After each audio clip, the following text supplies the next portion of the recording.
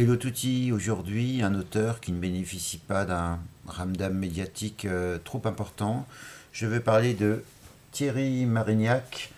Thierry, tiens, je vais approcher la caméra pendant que je vous parle, ce sera peut-être un petit peu mieux. Thierry Marignac, que je vais essayer de vous présenter sans filet, sans notes. Thierry Marignac, auteur d'une quinzaine d'ouvrages, pour autant un auteur extrêmement rare et précieux finalement. Euh, le pédigré du Lascar, Thierry Marignac, romancier. Je crois qu'il a été un peu journaliste, mais ses romans ne sont pas des romans de journaliste, bien qu'ils soient très documentés. Traducteur de l'américain pour commencer. Donc, il a traduit Bruce Manderson, Carl Watson, etc., etc. Traducteur de l'américain, puis traducteur de l'américain et du russe, notamment traducteur de Limonov, mais pas seulement. Ça vous pose un bonhomme. Ça, c'est pour le CV. Je vais entrer dans les détails. Thierry Marignac s'est fait connaître par un premier roman dont j'ai parlé sur mon blog il y a quelques années. Ça m'a d'ailleurs été reproché. Il s'est fait connaître par un premier roman noir publié à la fin des années 80 qui s'intitulait sobrement Fasciste. Le roman avait été publié aux vénérables éditions Payot, donc il a été réédité voilà peu aux éditions Helios. Ce roman est l'un des deux meilleurs romans noirs de ces 25 dernières années parlant de l'extrême droite en France. Le deuxième roman noir, c'est Le Bloc de Jérôme Leroy, paru il y a 3-4 ans seulement. Voilà. Les deux livres sont très différents, tant dans l'écriture que dans la période historique explorée. Fasciste, c'est l'histoire d'un jeune fasciste dans les années 80. Donc c'est les Gudes, c'est toute cette période-là. Il s'agit d'un roman remarquablement écrit, sans complaisance d'aucune sorte, qui a coûté très cher à son auteur. Grosso merdo, il a été blacklisté dans le milieu du roman noir pendant des années. D'où un grand travail de traduction, notamment pour des raisons alimentaires. Thierry Marignac est romancier, je vous l'ai dit, il est également essayiste. Il a écrit un essai passionnant sur Norman Mailer et un essai qui m'a fait découvrir beaucoup de choses sur la poésie russe du début du XXe siècle. Voilà.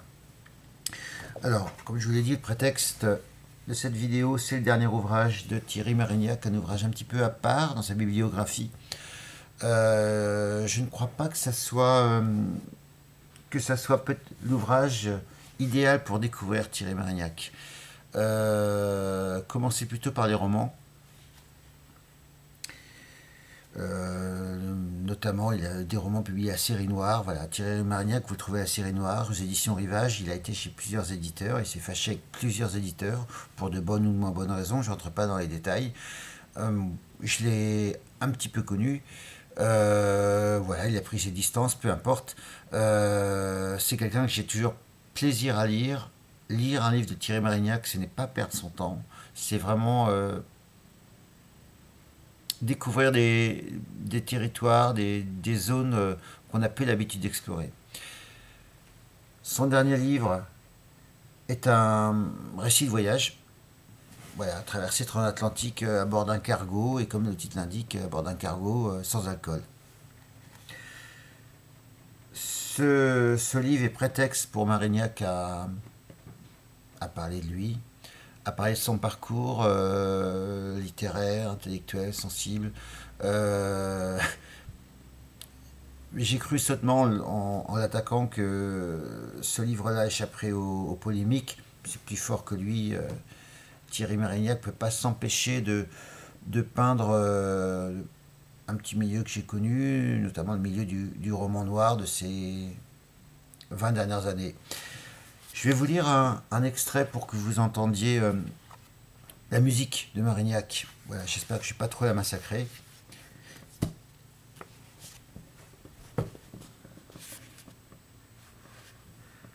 J'ai peu parlé de mes compagnons de voyage. Un peu du Suisse pour me moquer, essentiellement. Ce gamin présente toutes les caractéristiques contemporaines. très informé, il n'a rien expérimenté par lui-même. Furieusement en train de lire On the Road, sur la route, cette tarte à la crème tournée, il ne boit même pas de café. Il sort de la salle de détente commune quand j'entre avec mon cigario, par peur d'être contaminé par la fumée. Il aime blues et jazz, la romance, me dit-il, de l'Amérique des années 20 à 50. Et lorsque je lui fais remarquer qu'il s'agit de whisky, de clopes, de défonce et de débauche sexuelle, il avance aussitôt qu'il n'en a pas besoin. Fils de fromager émental des montagnes suisses, le jeune aiguilleur admire ce qui lui est à jamais inaccessible, Edelweiss des sommets de la licence. Mon collègue auteur est certes plus déluré. Il a 45 ans, 2 mômes et un métier, graphiste sur Internet, qui l'a obligé à bouger un peu plus. Ses écrits sont influencés, m'a-t-il dit, par Raymond Carver et Richard Ford, ce qui m'a refroidi d'entrée, avant de comprendre que c'était tout de même un type bien. Il ne connaît ses auteurs que par les traductions, puisque son anglais, contrairement à celui du Suisse, est presque aussi rudimentaire que celui des Philippins. Il emploie les américanismes de la néolangue. Il déplugue d'Internet et du portable sur le bateau. Il constate un gap culturel avec les Philippins, mais il est largué quand une conversation entre moi et le Suisse prend un tour un peu plus complexe, sortant des « How are you » de rigueur. C'est un néo-bourgeois d'une finesse, d'un humour attachant, qui passe une partie de sa vie, le jardin secret, à chercher la créativité d'une vie de bohème dont le héros Amerloc, mis en exergue par la servilité culturelle française, lui semble l'incarnation. Je soupçonne que c'est un fêtard qui a un jour atteint ses limites avant de fonder une famille, ce qui le rend sympathique. C'est un chic type, je crois. Voilà, excusez-moi, j'ai un peu massacré l'extrait. Bon, bah là vous avez entendu Marignac. Si vous êtes familier de mes vidéos, de mon blog, vous imaginez mes points de désaccord avec lui. Peu importe, on ne lit pas un auteur pour être d'accord avec tout ce qu'il dit. C'est pas ça l'intérêt d'une vraie lecture. Marignac est un véritable auteur qui mérite de véritables lectures et de véritables lecteurs. Voilà, donc je suis heureux de vous en parler aujourd'hui. Je suis sûr que j'oublie plein de choses sur lui. Il a un blog très riche que j'ai mis en lien, c'est même le premier lien que j'ai mis en tête de ma liste sur mon blog. Il parle beaucoup de Russie, beaucoup de littérature russe et américaine, beaucoup de Limonov, d'Édouard Limonov, dont il est un familier. Il a beaucoup compté dans la vie de Limonov et réciproquement. Voilà, je vous laisse explorer l'univers de Marignac, y trouver votre compte, y trouver vos points de désaccord. On est des grandes personnes, on demande l'autorisation à personne pour lire des auteurs. Voilà, lisez Marignac.